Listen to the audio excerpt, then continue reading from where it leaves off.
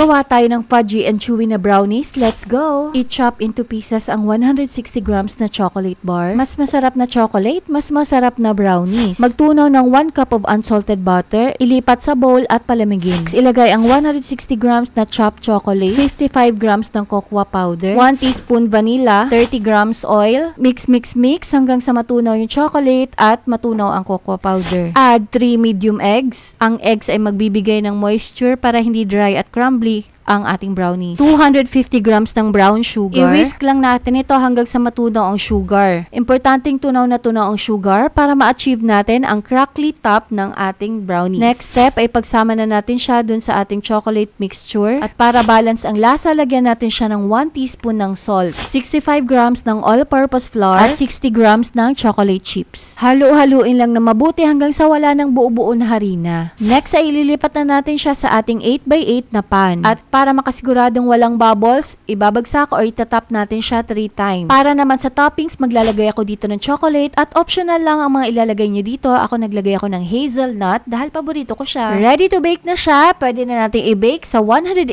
degrees Celsius preheated oven ng 30 to 35 minutes. Luto na ating brownies. Ganito siya kasarap. Sobrang moist, sobrang chewy at fudgy. Pwede mo itong pagkakitaan. Kung ready ka ng umasenso sa fudgy negosyo brownies, gawin mo to, girl. Click mo ang follow at like, subscribe dahil marami pa tayong negosyo tips na pasabog sa inyo. Please like and follow Nanay channel.